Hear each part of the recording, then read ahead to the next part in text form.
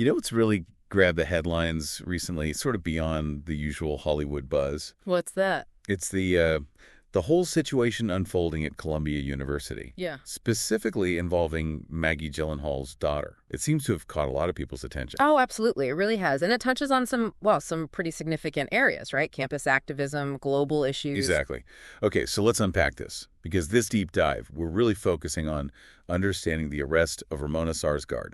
This happened during a protest at Columbia University's Butler Library, May 7th, 2025. Right, and we've gathered quite a range of sources to try and get a full picture for you. We're looking at news articles from places like iHeart, CBS News New York, Fox News, The Guardian via Inkle, The Mirror, Times Now, and even a pretty active Reddit thread where people are discussing all the different angles. Yeah, that Reddit thread was interesting. So our goal here really is to go beyond just the surface level headlines. Definitely. We want to understand the specifics of what actually happened, the context behind this protest, and also the different ways people are seeing these events. And we know you're looking to get up to speed quickly and thoroughly, so we'll connect the key pieces. Okay. So let's start with the central figure in this specific incident, Ramona Sarsgaard. Who is she in this context? Right. So Ramona Sarsgaard, she's 18 years old. She's a freshman at Columbia College. Okay. And as you mentioned, she's the daughter of actors Maggie Gyllenhaal and Peter Sarsgaard. Got it. And what exactly led to her arrest? What were the circumstances? Well, according to the sources we looked at, Ramona Sarsgaard was arrested that Wednesday, May 7th, 2025. It was during a protest that took place inside Columbia's Butler Library. Inside the library. Okay. Yeah. She, along with about 80 other people, was arrested and then received a desk appearance ticket. The charge was criminal trespassing. Wow. Okay. And I read somewhere this was happening during final exams week. That's what some of the reporting indicated, yeah.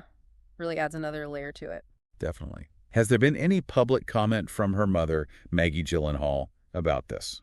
No, at least not at the time these news articles were published. No public statements regarding her daughter's arrest. Interesting. So this protest, it sounds like it was more than just, a few people holding signs outside. What actually happened inside Butler Library? Yeah, the reports describe a significant disruption.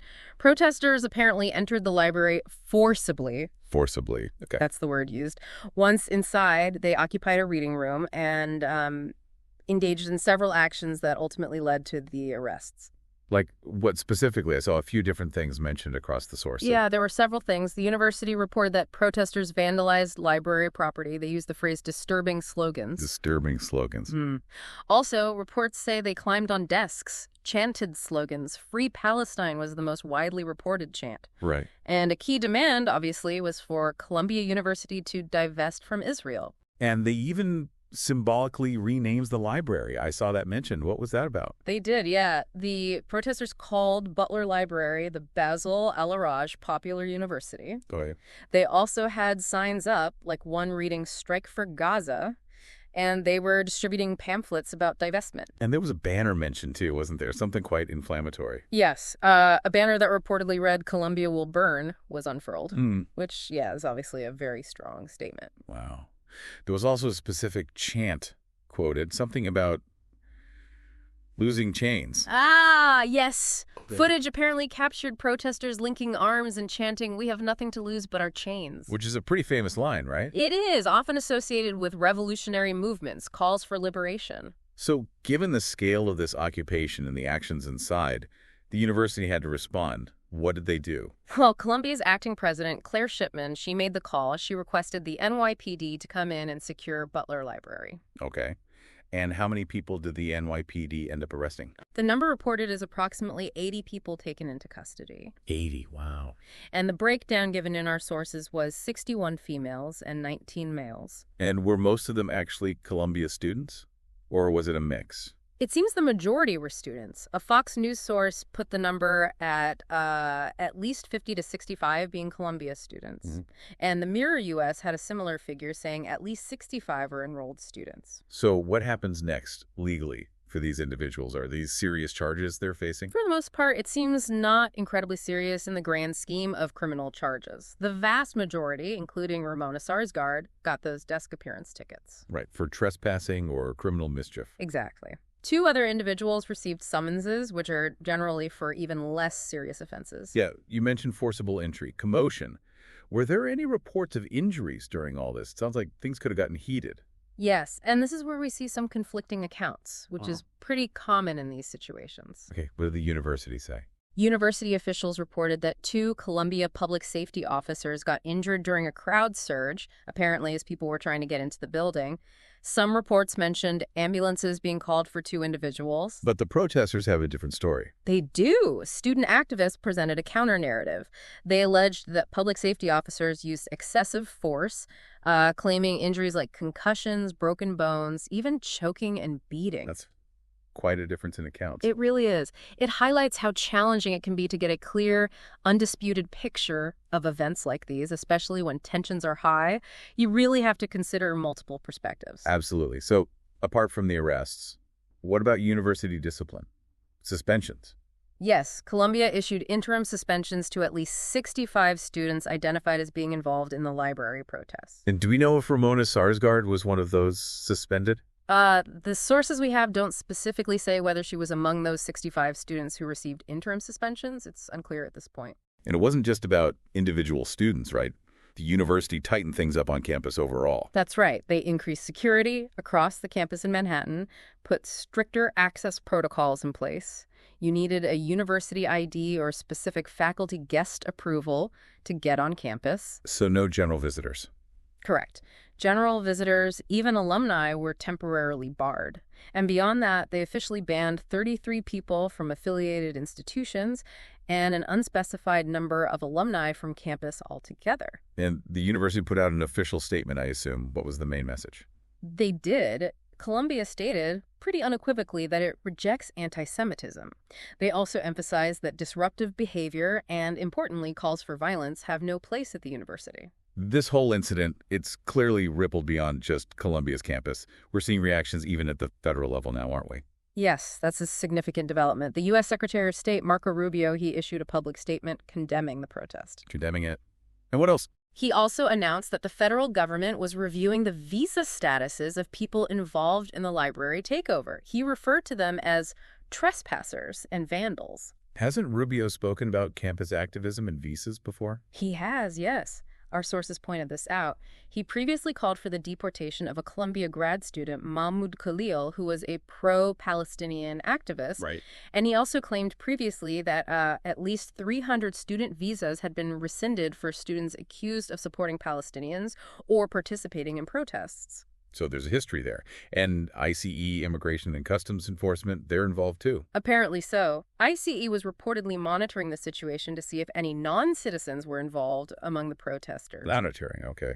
And there was a quote attributed to an ICE source, something like, "time to make a point," which suggests, a potentially heightened level of scrutiny.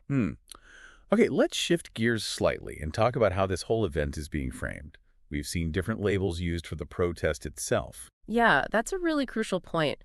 Many mainstream news sources labeled the protests simply as anti-Israel. Correct. But if you look at discussions, like on that Reddit thread we mentioned, you see people pushing back against that framing. How so? What are the alternative views? Some argue it's more accurate to call the protests anti-genocide or pro-Palestine, or specifically against the actions of the current Israeli government, rather than inherently opposing Israel's existence. That's a really important distinction people are trying to make. It is, and the Reddit thread also brought up the fact that people of Jewish heritage have been actively involved in these protests. Which adds another layer of complexity, doesn't it? Absolutely. Several comments highlighted this. It challenges that simple equation of criticism of Israeli policy with anti-Semitism. It shows there's a diversity of opinion within the Jewish community itself on this conflict. That same Reddit discussion also touched on Ramona Sarsgaard's involvement, specifically thinking about her family background. What were people saying there? Well, the idea of using privilege for activism came up quite a bit. Privilege. Okay. Yeah, some commenters noted that, as the daughter of famous actors, she comes from a position of privilege. And her participation could be seen as using that platform to raise awareness. Right. But that also sparked a debate about, the potential consequences for her versus someone from a less privileged background arrested for the same thing. That's a really interesting angle. Yeah. What were the different sides of that argument on Reddit?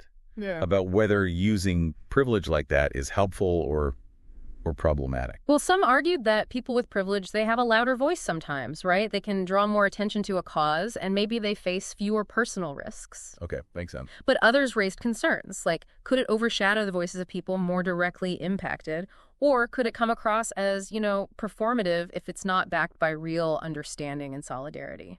It's a complex discussion. Yeah, definitely nuanced. So let's circle back to Ramona herself for a moment. We know her parents. She's 18, a freshman. Any other background details? Just the basics, really. Born October 3rd, 2006. She's the eldest daughter, as we said. They have a younger daughter, Gloria Ray, born in 2012. Right. Ramona grew up in New York City, and now she's at Columbia College.